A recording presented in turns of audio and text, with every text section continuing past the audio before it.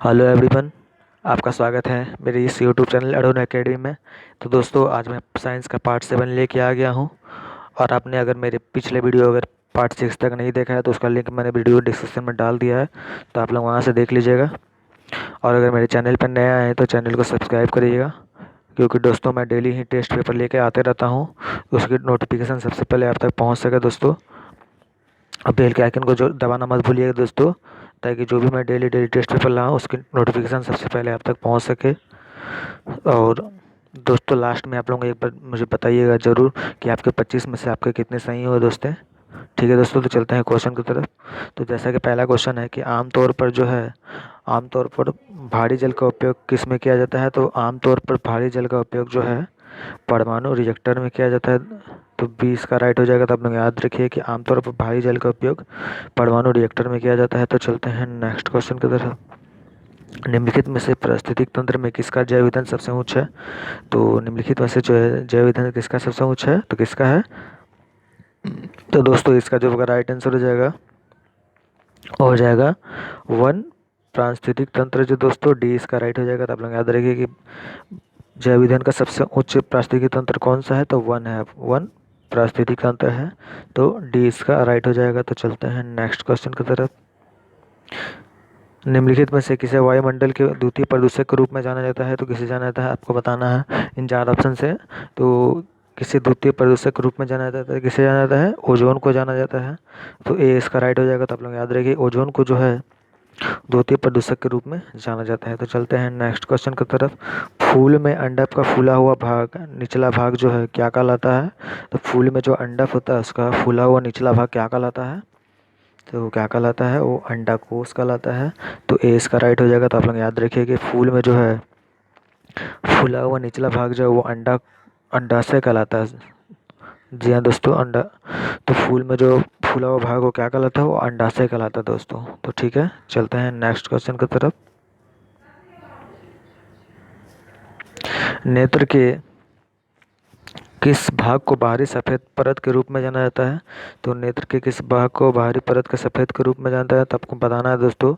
तो किसे जो है बाहरी सफ़ेद परत के रूप में जाना जाता है, तो किसे जाना जाता है, तो श्वेत पटल को जाना जाता है। तो सी इसका राइट हो जाएगा। तो आप लोग याद रखिए कि बाहरी परत को जो है बाहरी सफ़ेद परत के रूप में श्वेत पटल को जाना जाता है। तो चलते हैं नेक्स्ट क्वेश्चन की तरफ। मीथेन ग्लोबल वार्मिंग को बढ़ाने में योगदान देती है, इसलिए क्या कहा जाता है इसे दोस्तों।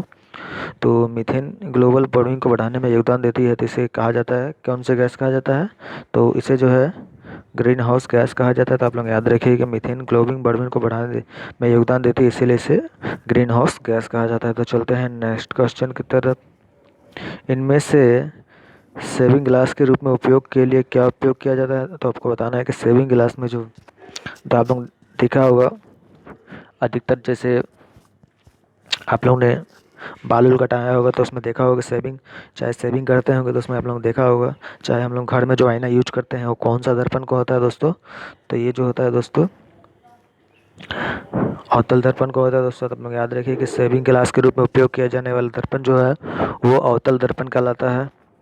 और अगर दोस्तों आपसे पूछा जाए कि जो दर्पण के पीछे जो परत होती है उसमें किस चीज़ की परत चढ़ी होती है, तो आप दोस्तों ये आप लोग याद रखिए दर्पण के पीछे जो परत होती है वो चांदी की परत होती है दोस्तों। तो आप लोग याद रखिए, आपके एग्जाम में पूछा जाता है कि दर्पण के पीछे जो परत चढ़ी होती है वो किसकी होती है, चांदी की परत होती है दोस्तों। तो ये भी आप लोग याद रखिएगा। निम्नलिखित में से मानव शरीर की सबसे बड़ी हड्डी कौन सी है। तो दोस्तों क्या हो जाएगा इसका राइट आंसर, तो दोस्तों निम्नलिखित में से जो है मानव शरीर की सबसे बड़ी हड्डी जांघ की हड्डी है दोस्तों। तो आप लोग याद रखिए निम्नलिखित में से मानव शरीर की सबसे बड़ी हड्डी जांघ की हड्डी है। तो चलते हैं नेक्स्ट क्वेश्चन की तरफ। एनिमिलिया का सबसे बड़ा फाइलम संघ फाइलम है दोस्तों, जिसमें कीट्स शामिल है। तो एनिमिलिया का सबसे बड़ा संघ का फाइलम है जिससे कीट शामिल है, उसे क्या कहा जाता है, तो उसे ऑर्थोपोडा कहा जाता है। तो सी इसका राइट हो जाएगा। तो आप लोग याद रखिए कि एनिमिलिया सबसे बड़ा संघ फाइलम है जिसमें कीट शामिल है, उसे हम ऑर्थोपोडा कहा जाता है दोस्तों। तो चलते हैं नेक्स्ट क्वेश्चन की तरफ। किलोवाट घंटा का एसआई इकाई क्या है, तो दोस्तों क्या हो जाएगा इसका राइट आंसर, तो किलोवाट घंटा का जो एसआई इकाई है वह ऊर्जा है। तो डी इसका राइट हो जाएगा। तो आप लोग याद रखिए कि किलोवाट का जो एसआई इकाई है वो ऊर्जा होता है। तो चलते हैं नेक्स्ट क्वेश्चन की तरफ। आधुनिक आवर्त सारणी में जो कितने समूह और आवर्त होते हैं, तो आपको बताना है आधुनिक आवर्त सारणी में कितने समूह और आवर्त होते हैं। तो क्या हो जाएगा इसका राइट आंसर। तो दोस्तों इसका जो दोस्तों राइट आंसर हो जाएगा ऑप्शन नंबर सी हो जाएगा। आप लोग याद रखिए कि आधुनिक आवर्त सारणी में जो है 18 समूह और 7 आवर्त होते हैं दोस्तों। तो चलते हैं नेक्स्ट क्वेश्चन की तरफ। मीटर जो वाहन द्वारा तय की गई दूरी को मापता है उसे क्या कहा जाता है। तो मीटर जो वाहन द्वारा तय की गई दूरी को जो उसे क्या कहा जाता है। तो दोस्तों उसे ओडोमीटर कहा जाता है। और दोस्तों इससे मैंने पिछली वीडियो में आपसे पूछा था कि वाहन की जो गति है उसको किससे मापा जाता है दोस्तों। तो वाहन की जो गति है उसको हम स्पीडोमीटर से मापा जाता है। तो आप लोग याद रखिएगा। अगर बात की जाए बैरोमीटर की, तो बैरोमीटर से क्या मापा जाता है। तो बैरोमीटर से दोस्तों वायुमंडलीय दाब मापा जाता है। और अगर आपसे पूछा जाए दोस्तों क्रोनोमीटर की, तो क्रोनोमीटर से क्या मापा जाता है। तो दोस्तों क्रोनोमीटर से जहाज़ों की घड़ी, यांत्रिक घड़ी होती है, उसके समय को मापा जाता है दोस्तों। तो भी आप लोग याद रखिएगा। तो चलते हैं नेक्स्ट क्वेश्चन की तरफ। निम्नलिखित में से क्या जो है केवल पौधों की कोशिका में मौजूद होता है। तो दोस्तों आपको बताना है तो निम्नलिखित में से क्या जो पौधों की कोशिकाओं में मौजूद होता है। तो क्या होता है इसका जो दोस्तों राइट आंसर हो जाएगा ऑप्शन नंबर डी हो जाएगा दोस्तों। कोशिका भित्ति और हरित लवक दोनों मौजूद होता है। तो आप लोग याद रखिए कि पौधों में जो है दोस्तों हरित लवक और कोशिका भित्ति दोनों मौजूद होते हैं। तो चलते हैं नेक्स्ट क्वेश्चन की तरफ। परमाणु बम जो है किस सिद्धांत पर आधारित है। तो आपको बताना है परमाणु बम जो है किस सिद्धांत पर आधारित है।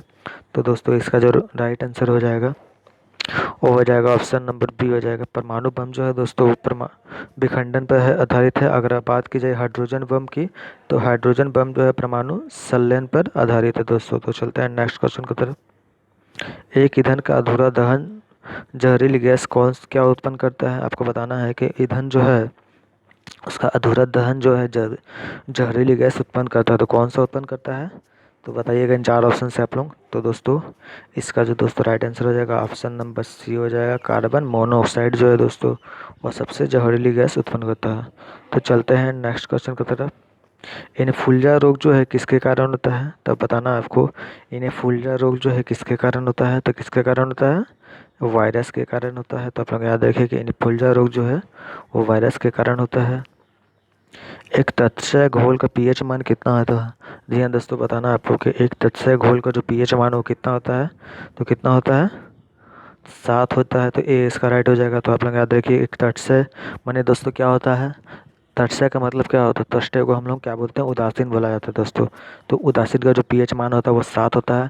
अगर आपसे पूछ लिया जाए कि अम्लीय का पीएच मान कितना होता है, तो अम्लीय का जो दोस्तों हमेशा 7 से कम होता है। अगर आपसे पूछ लिया जाए कि क्षारीय का पीएच मान कितना होता है, क्षारीय का हमेशा 7 से अधिक होता है। तो आप लोग याद रखिएगा दोस्तों। तो चलते हैं नेक्स्ट क्वेश्चन की तरफ। फोटोफोबिया किस कमी का कारण होता है। तो फोटोफोबिया जो है किसकी कमी से होता है, तो विटामिन B12 की कमी से होता है। तो आप लोग याद रखिएगा कि फोटोफोबिया जो है विटामिन B12 की कमी से होता है। ठोस में जो है गैस रूपांतर की प्रक्रिया क्या कहलाती है। तो ठोस में जो है गैस रूपांतर की प्रक्रिया क्या कहलाती है, तो ऊर्ध्वपातक कहलाती है। तो सी इसका राइट हो जाएगा। तो आप लोग याद रखिए कि ठोस में जो है रूपांतर की प्रक्रिया क्या कहलाती है, तो ऊर्ध्वपातक कहलाती है। ठीक है दोस्तों, चलते हैं नेक्स्ट क्वेश्चन की तरफ। निम्न में से कौन सा जो है एक व्यापक रूप में प्रयोग किया जाने वाला इसमें स्नेहक है। तो क्या हो जाएगा, तो व्यापक रूप में जो है ठोस स्नेहक के रूप में ग्रेफाइट को उपयोग किया जाता है। ठीक है दोस्तों, तो चलते हैं नेक्स्ट क्वेश्चन की तरफ। न्यूटन के मुताबिक गति गति किस सिद्धांत पर तैरना संभव है। तो आपको बताना है जो हम तैरना होता है वो किस सिद्धांत पर होता है, तो कौन से लॉ पर आधारित है। तो ये जो है तीसरे लॉ पर आधारित है, तीसरे सिद्धांत पर है। ठीक है दोस्तों, तो चलते हैं नेक्स्ट क्वेश्चन की तरफ।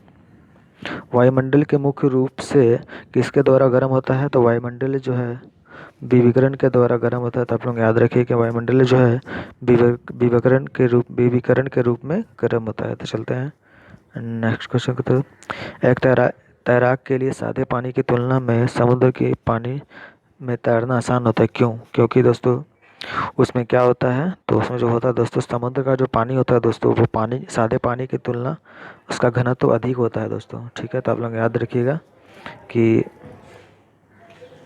समुद्र का पानी जो है की तुलना जो है सादे पानी की तुलना अधिक होती है, तो डी सी इसका राइट हो जाएगा दोस्तों। तो चलते हैं नेक्स्ट क्वेश्चन की तरफ।